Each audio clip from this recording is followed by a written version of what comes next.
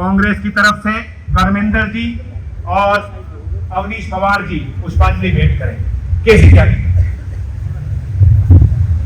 एक minute sir, एक minute आप लोग थोड़ा पीछे हो जाए, वो फेस उधर नहीं आएगी, तस्वीर नहीं आ रही ना। सभी साथियों, पश्चिमी उत्तर प्रदेश काफी लंबे समय पहले आजाद हो गया था। जो इसकी राजनीतिक गोरख शक्ति थी वो चौधरी चरण सिंह के निधन के साथ ही समाप्त हो गई। लेकिन चौधरी अजीत सिंह और भाई सतपाल मलिक के जीवित रहते लगता था कि जो सपने चौधरी साहब ने तैयार किए थे ग्रामीण भारत के लिए, किसानों के लिए,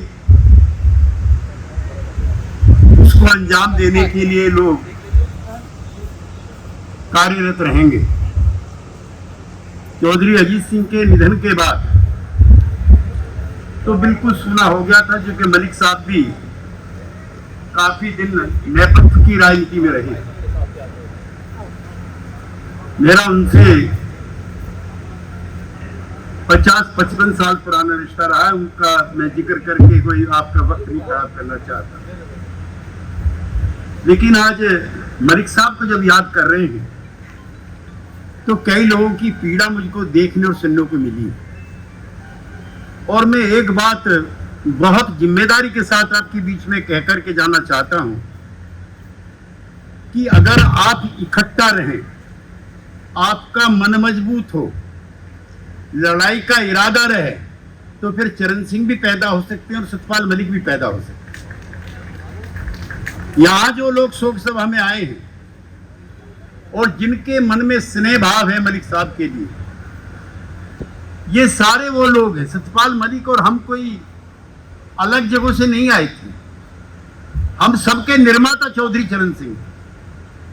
अब हमारे जैसा चौधरी साहब का अनुयायी बिहार चला गया, राज्यसभा का चुनाव लड़ने के लिए, चुके आप 50 जगह बट गए, आप कमजोर हो गए, आपको अपनी ताकत का पता नहीं था। मैं चशमदीद गवाह हूं, 2 प्रधानमंत्री आपके लोगों ने बनाए थे देश के अंदर। मुरारजी भाई प्रधानमंत्री बने थे तो आपकी ताकत से, वीपी सिंह प्रधानमंत्री बने थे तो आपकी ताकत से, 7-8 राज्यों में मुख्यमंत्री थे तो आपकी दी हुई ताकत थी, 50 मंत्री बनते थे देश में, पश्चिमी यूपी में, उत्तर भारत में, आपकी देन थी। और माफ करना, आप अलग हुए, आप बटे। अब गांव की प्रधानी के भी लाले हैं बहुत सारे लोगों के लिए। इकट्ठे हो, वही ताकत थी आपकी। चौधरी साहब का इस्तीफा हुआ था, कोई कहता 50 लाख, कोई कहता 1 करोड़, कोई कहता है कि चीन के माओसुन से भी बड़ी जनसभा आपने दिल्ली में की। गांव से ग्रामीण महिला टोलियों में बैठी बैठी गाना गाती हुई आती थी, चरण सिंह वीर रणधीर तेरा इस्तीफा किसने मांगा। वो थी ताकत थी कि 1 हफ्ते के अंदर ही मुरारजी भाई ने बुला करके पहले से बड़ा पद दिया। वो ताकत थी पश्चिमी यूपी की, जो आज कमजोर पड़ गई। मैं मलिक साहब को भी याद करते हुए ये बात कहना चाहता हूं कि कितने ही मलिक, कितने ही और बड़े नेता आप पैदा कर सकते हो, लेकिन जरूरत है आपके इकट्ठा रहने की, जो आज की तारीख में नहीं। किसी को क्या गाली आप देना चाहते हो, किसी की क्या आलोचना आप करना चाहते हो। आप कमजोर हुए तो ये सारे हादसे हो रहे हैं। अगर ताकत हुई होती तो सतपाल मलिक का स्वागत और सत्कार मरने के बाद और भी बड़ा हुआ होता। लेकिन उस दिन तिरंगे झंडे में लिपट करके मलिक साहब चले जाते तो शायद हम लोगों को पता ना लगता। जो आपके तिरंगे भाव में निपट करके जो आज सतपाल मलिक का सम्मान हो रहा है, उस तिरंगे में जाने वाले सतपाल मलिक से कई गुना बड़ा है।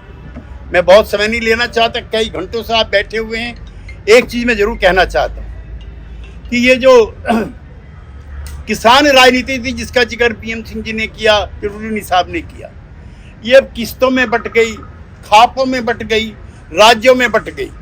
चौधरी साहब थे तो कश्मीर से कन्याकुमारी तक, आज कोई नहीं है उनके जैसा नेता, निकट भविष्य में कोई हो भी नहीं सकता। ये भी मैं कहना चाहता हूँ, क्योंकि चरण सिंह बनने के लिए कोई खाली जात की जरूरत नहीं होती है। चरण सिंह बनने के लिए ज्ञान की जरूरत होती है, त्याग की जरूरत होती है, तपस्या की जरूरत होती है और मुख्यमंत्री पद और प्रधानमंत्री पद को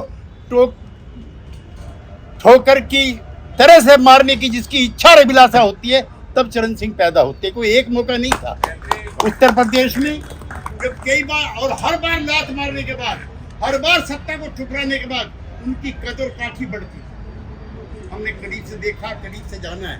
जब लोगों ने सोचा कि शायद वो ताकत कमजोर हो गई है, हमने वो लम्हे भी देखे हैं कि मुरारजी भाई बुला बुला करके पूछते थे कौन सा मंत्रालय चाहिए। चौधरी साहब ने कहा मैं तो देने वाला हूं, मैं लेने वाला नहीं हूं। जिस कुर्सी पर आप बैठे वो कुर्सी भी मेरी दी हुई। इसलिए आप निराश मत हो।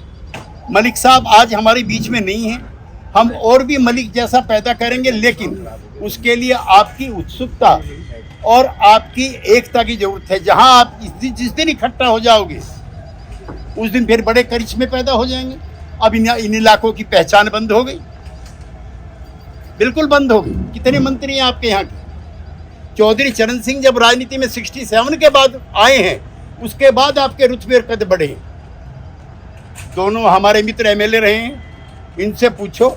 जब लखनऊ में जाते थे तो पूछते थे कहाँ के रहने वाले हो, बताया यहाँ के रहने वाले हैं, तो चाय भी मुफ्त मिलती थी। अब तो रिक्शा वाला भी ज़्यादा पैसे मांग लेगा अगर बता दिए यहाँ के रहने वाले। लिहाजा उन सवालों को फिर उठाओ, चाहे वो किसान के सवाल हो, मजदूर के सवाल हो, आपसी भाईचारे के सवाल, जो चौधरी चरण सिंह देके गए हैं। हम और सतपाल मलिक बैठे हुए सामने हमारे आधा दर्जन मित्र और भी हैं, सब उन्हीं की दी हुई देन है। उनके राजनीति में बड़ी भूमिका निभाने से पहले हमारे और इनके जैसे लोगों को कौन एमएलए एमपी बनाता था? कुछ खास लोग थे, कुछ खास तबके के लोग थे जो एमएलए एमपी बनते थे। चौधरी चरण सिंह उस राजनीति को लेकर के गरीब के द्वारे पाए थे।